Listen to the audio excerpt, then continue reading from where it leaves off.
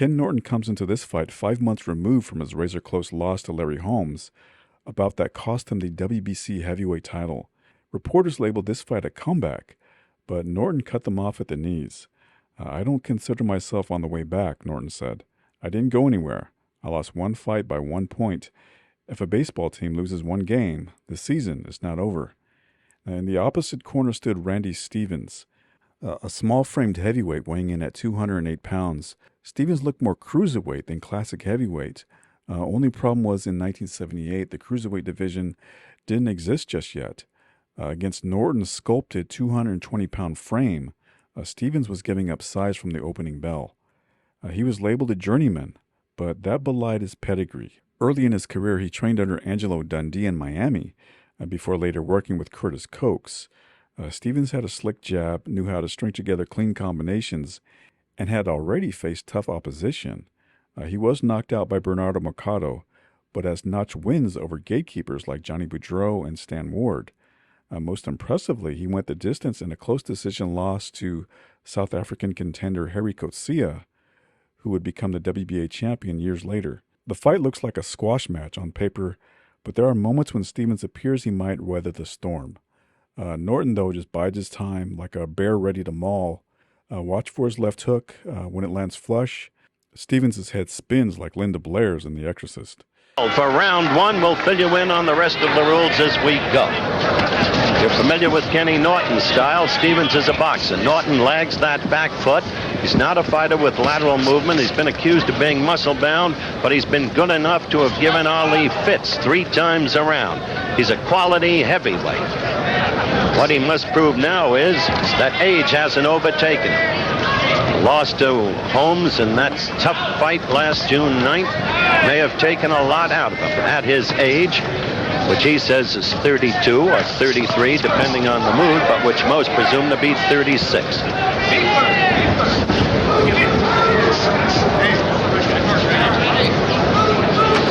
First round action.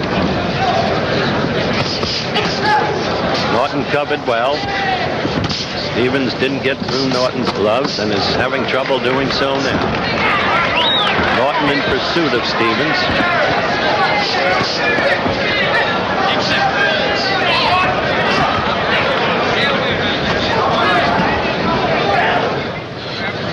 Three hours of boxing, 2 titles at stake. This not a title fight. Stevens jawed Norton with a good left that got through. This is a big fight for Stevens. If he can beat Kenny Norton, then he's well on his way to becoming a major contender with a title shot not too far, possibly in the off. Complaints of a low blow. Third man in the ring is Harry Krause, veteran official. Been around for years, a good referee. We saw Norton get the left in. We had Harry Krause in Frankfurt, West Germany in '68, the Mildenberger-Bonavina fight.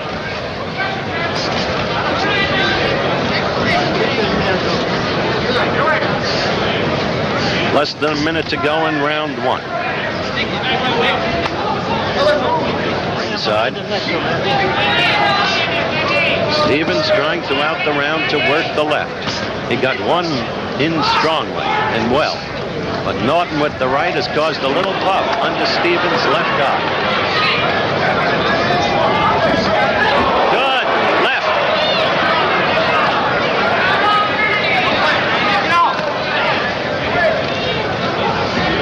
Coming to the end of round one. Norton in pursuit of Stevens. We're back live here in Las Vegas, second round. Heavyweight fight, scheduled 10-rounder, Kenny Norton. To the right of your screen, young Randy Stevens in the red trunks. Norton, the pursuer in the first round, in my book. Oh! Stevens in trouble and holding on. Norton slugging away. Kenny Norton trying to prove that he is far from too old. He wants to clean this kid up in a hurry if he can. And if he wins this fight, doubtless the next opponent will be Ernie Shavers. As Norton quests for another shot at the title. A good left by Norton got in there. Stevens fighting back, showing an ability to take the punch. Now the crowd loves it as they flail away at one another. Stevens took Norton's best shots. And while he was staggered and while it appeared he might go down, he did not. And he came back with his own combinations. Stevens got the left in there. But if Stevens wants to fight with Norton, he's going to have to show, it seems to me, a lot more movement than he has. Kenny can work over an opponent who doesn't move. Remember how Larry Holmes fought Norton. Side to side, lateral movement throughout the fight. By the criticism that he started so slowly against Larry Holmes, that may well have cost him that fight. That's what he said to me, you'll remember, Keith, right after the bout. He said, I started too late. I think, in fact, Holmes just moved him too well with the left jab. But right now, Norton is not starting late, and he's shown the ability to kill off an opponent in the first round as he did against Wayne Bobbitt in the Garden in New York. Second round action, and it's been a round with a lot of action. Norton measuring Stevens, and Stevens coming back with a good left to cut the crowd roused.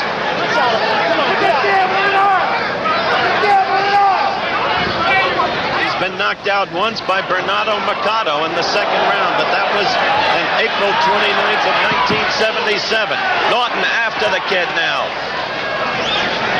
Back and forth they go. We've got about 30 seconds left in this, the second round, and it's been a caution. Double right hand, kid.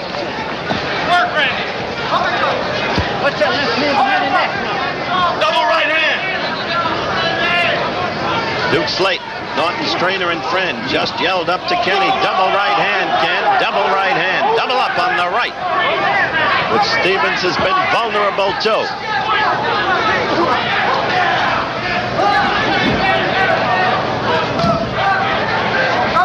Live at Las Vegas at ringside in what has been an action-packed fight thus far. Scheduled 10-rounder, Kenny Norton to the left, and now with his back toward you, Randy Stevens.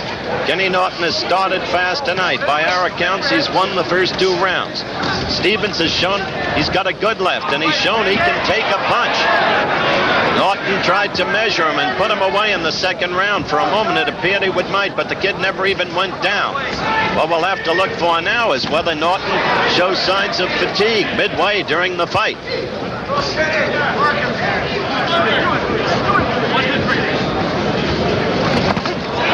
Look at that! The kid came through there with a combination, and the left looks very, very good, but Norton came right back. Norton's left has been criticized. Originally and early in his career, they said all he had was a left and no right. Now they say he's got the right. He is really trying to measure Stevens, and you see him leveling blows. He goes down to the body. He knows how to work an opponent over. Then when the guard goes down, the cover for the body, he moves up. He beat Jimmy Young here a year ago this month with that very tactic. Did you see Norton looking over at Duke Slayton, getting instructions?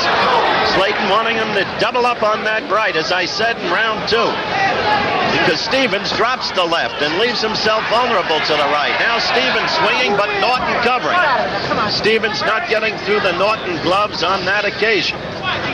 We've got a minute left in the third round, and we're getting a lot more action, frankly, than we expected. This is the kid's opportunity, Randy Stevens, and he wants to make the most of it.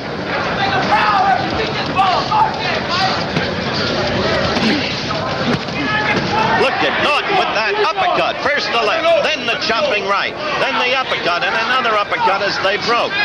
Stevens missing there. Ooh, that left staggered him. He's ready to go. Down he went. The left corner. Yes, indeed, Kenny Norton has a left, and he is under the bottom strand of the rope. He is struggling to get up. Kenny Norton starting quickly tonight. And that's it. This fight is over. This fight is over. Kenny Norton has knocked out his opponent with a stunning left. The kid not ready for a fighter of Norton's quality. And as we had gone into this fight, the wise guys, the know-it-alls, were saying the fight to look for is Stevens to upset Norton. Look at that knockout of Randy Stevens by Kenny Norton. He led with the left. Norton burrowed the head in. Then a chopping right by Stevens scored. Then a left missed. Now, right to the body. That left, that was it. Notice the right of Stevens was down. He had been throwing punches. He dropped his guard. Now, Norton is up in the ring. Here's another angle of that punishing left that finished Randy Stevens. Yes, indeed, Mr. Norton has a left. Has to be impressive to come out that fast and be so decisive against all that youth. 10 years is a lot of years when you're in your 30s and the young man you're taking on is in his early 20s. But certainly Kenny Norton proves that he is still sharp, still ready, and available certainly for the next step. To Norton's credit, he stopped throwing punches when Stevens was out on his feet. He said later that he saw no need to hurt the man any further. To Stevens' credit, his story wasn't over. An example of how a fighter can come back after a brutal knockout loss. The cruiserweight division was created the following year, and for Stevens, it was a lifeline, a chance to stop giving up 15 pounds every time he stepped through the ropes. He dropped weight and went on a tear, winning 13 straight fights over a 3-year stretch. He earned his first title shot against Ozzy Ocasio, fought hard but came up short. 2 years later, he challenged South Africa's Pete Cross for his belt. A fight well worth watching while it lasts, and I featured it on the channel some time ago. I'll leave a link for that bout in the description box, along with the Ken Norton documentary if you haven't seen any of those yet. Thanks for watching.